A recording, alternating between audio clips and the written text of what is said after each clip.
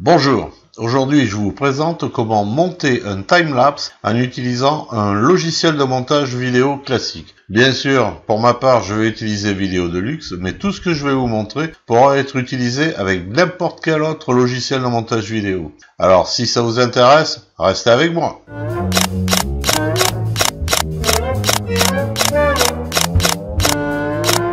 D'abord, un timelapse Kesako. Le timelapse est une technique qui consiste à créer une vidéo à partir d'une grande quantité de photos prises dans le même endroit et à intervalles réguliers. L'assemblage des photos va permettre de créer une vidéo où tout se déroule en accéléré.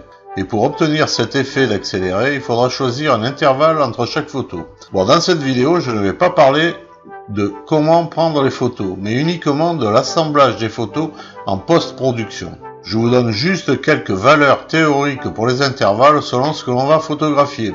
À vous d'adapter. 1 seconde pour des déplacements rapides comme des piétons ou des voitures. 5 à 10 secondes pour des nuages qui se déplacent rapidement. 15 à 30 secondes pour un lever, coucher de soleil ou de lune, ou des nuages qui se déplacent lentement. 30 à 60 secondes pour des ciels étoilés, un temps un peu plus long pour l'éclosion d'une fleur, et 1 heure ou plus pour des chantiers de construction.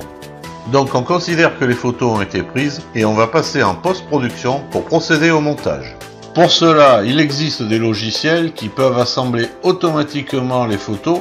Alors certains sont payants, d'autres gratuits, comme GoPro Studio, Virtual Dub, Photolapse 3 et Image2Video, entre autres. Bon, si vous n'avez pas un de ces logiciels, pas de souci, vous pouvez aussi monter un timelapse avec votre logiciel de montage vidéo.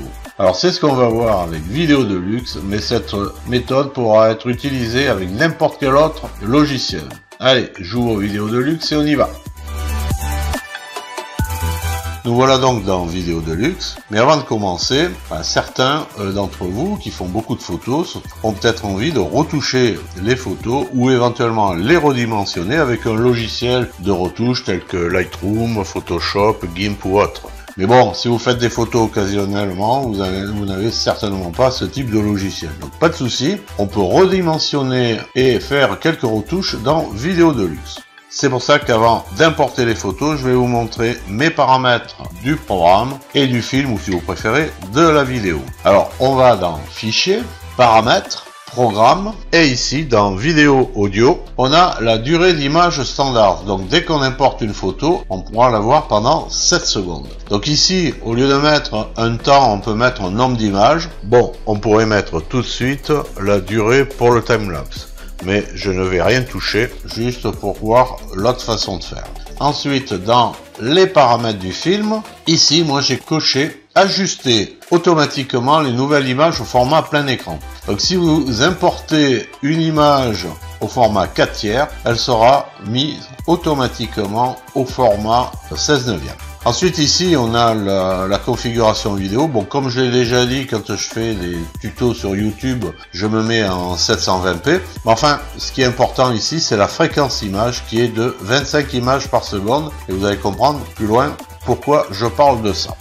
Donc maintenant on va importer les photos. Bon, j'ai mon dossier avec des photos de nuages. Bon, il n'a pas été évident de faire des photos de nuages en cette période d'été, mais bon, je suis arrivé à faire un petit quelque chose. Alors je clique sur la première photo et je fais CTRL A. Comme ça, toutes mes photos sont sélectionnées et je les fais glisser sur la timeline. Il est en train de les charger et là, il me pose la question si je veux ajuster automatiquement les images au format plein écran. C'est la coche que j'avais mis dans les paramètres du film. On pourrait ne plus afficher ce message, mais moi je le laisse toujours. Donc je vais faire ajuster.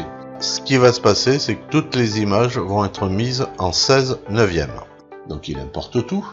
Voilà, et les images ont été redimensionnées.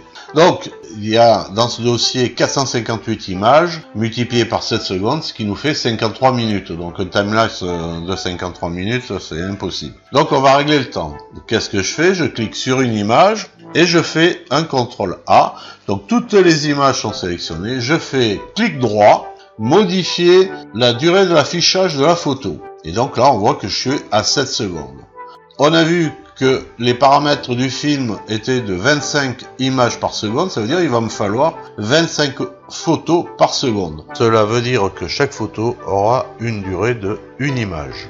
Donc on va lui mettre ici une image. Donc ici on a les deux premiers chiffres, c'est les minutes. Les deux suivants, là où il y a le 0,7, ça c'est les secondes. Et les deux derniers, c'est le nombre d'images et pas des dixièmes de seconde.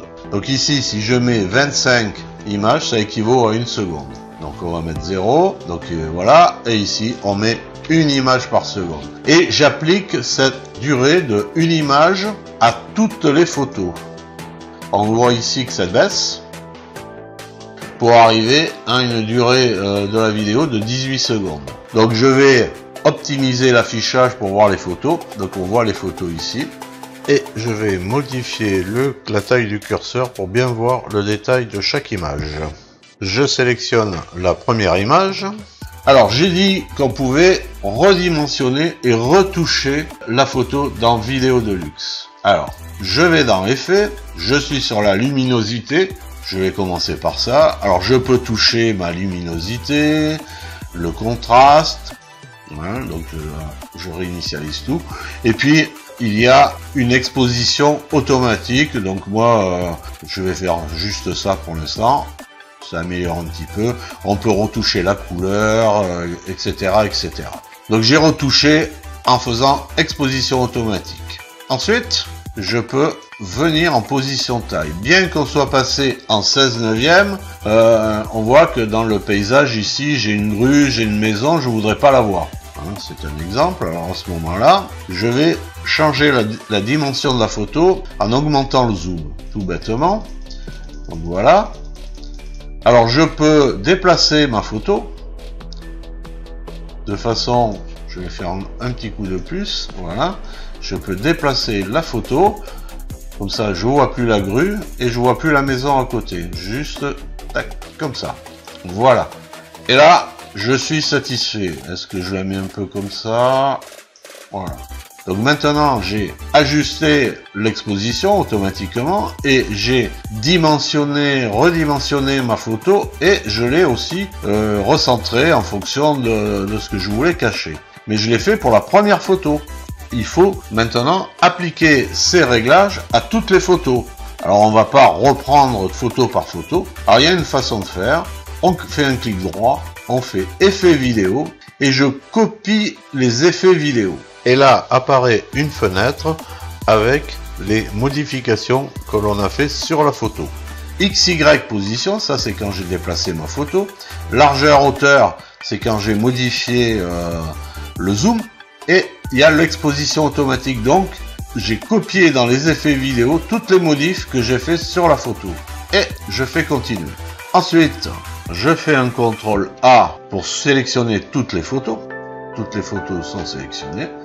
Je refais un clic droit, effet vidéo. Et maintenant, je fais ajouter des effets vidéo.